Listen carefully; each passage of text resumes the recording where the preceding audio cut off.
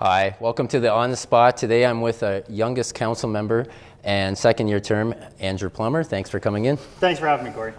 So let's go back 4 or 5 years ago to when you decided to first run for politics. What was your interest in local politics? Well, I think I originally just got interested because I live in the area. You know, my family's from the area and I plan to stay here. And I just wanted to have a bit of a say or have some direction. And I haven't seen any younger people on council, so I thought it was a good opportunity at that time to get involved. And what I say, I'm still here 2 terms later. What has the last 4 years of your first term taught you about council? I think the biggest one has been patience, because as things in municipalities don't quite work as quickly as the private sector. There's a lot of people, yeah. So I think that's the one, just understanding that there's many different views, points of view around the table, Yeah. and you got to give everybody their time, and then eventually you come to a decision at the end and move forward. Perfect. Now that you're in your second term, what are you hoping to accomplish? I think it's just building off of the first year's accomplishments, and with that, we've done a lot more roads than we've done before. We're doing a lot more infrastructure. We're starting our economic development is going to be redevelopment of seeing the success we've had downtown. Yeah. Now we're working towards the waterfront, going to look to that, and as well as just continue on. You know, we've done a lot of good things, and one big highlight, hopefully with the YMCA coming on board.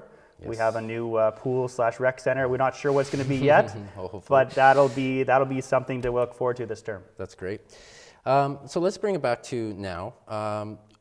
Let's talk a little bit about taxes. What was the tax, or was the tax increase that was expected to be passed in the 2019 budget necessary due to the hold on to the Ontario Municipal Funds program? Has that any relation, or? Well, what happened, the tax increase, which I have in front of me here, was a levy increase that applied to every, not only residential, but industrial and commercial. Mm-hmm. So that is a tax increase that happens across the board to basically make sure we have operating funds, and it is in relation to OMFA because the provincial government has made a commitment to cut funding, or basically cut across the board. Right. So we haven't even received, what kind of funding we're going to have, what kind of grant programs are available. But so this is a fund, or this levy was added to the taxes just to make sure that we had enough operating costs to proceed with design projects that we wanted to get done this year.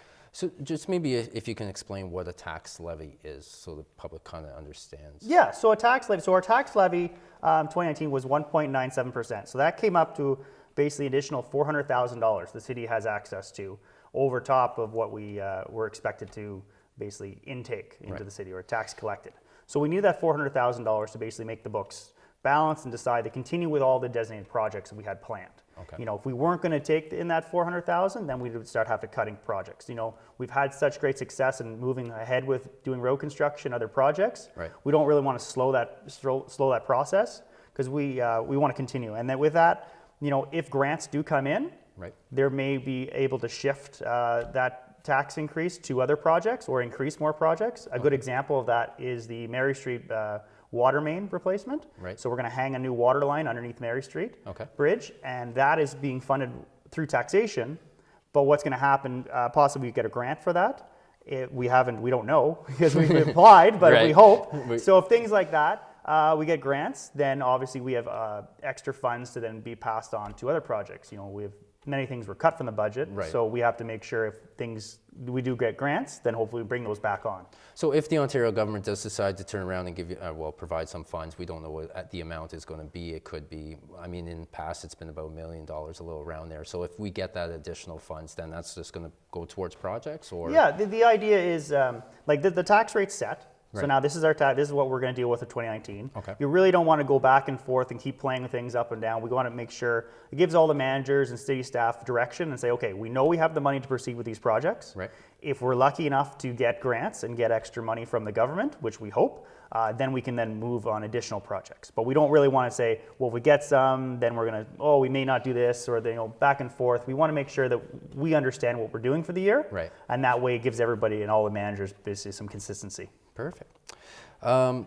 So in the current draft budget, they did discuss with regards to the Muskrat Dam. You've been a big supporter for keeping it. Is the dam now finally dead? Is it done?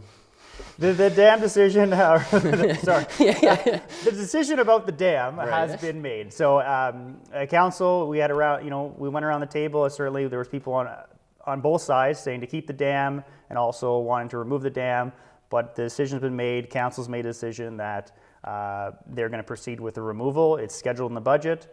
We'll just have to take it from there. You know, we'll proceed. You know, it's a group decision. Again, what I talked about earlier, it takes many different people on council to make a decision. Right. It's not just one person. So as a whole, the decision was made that the dam is going to be removed. One other thing then is with regards to the waterfront, it was just recently put up now for sale or lease. Some people are concerned about maybe the green space. What can you say to the public about that? Yeah, there is a little bit, maybe some confusion, I'm not sure. But yes, the city has designated 2 plots. So the existing parking lot and then the green space beside on the other side of the entranceway. Right. So they're basically about the same size.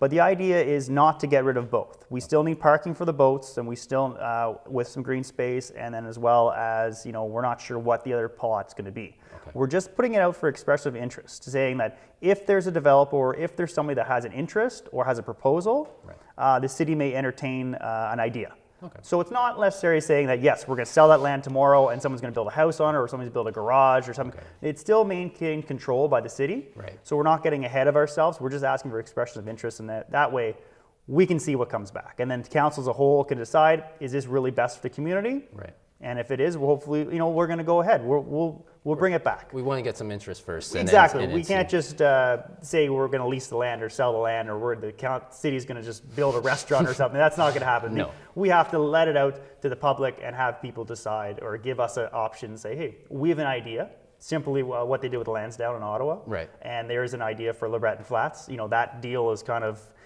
died or I'm not sure. Yeah, we don't know if it's going to happen or not. We're not sure, but that's the idea. It's expressive interest. Come back with a plan. City will review it. Okay. Is it going to be a public-private partnership? We don't know, but we're going to work with whatever comes back. That's great. Perfect. Well, I appreciate your time. Thanks again for coming in. No problem. Thanks for having me. No problem. Take care. Look forward to coming back. Yeah. Thanks again for Andrew Plummer being on the spot with the Pembroke Insider.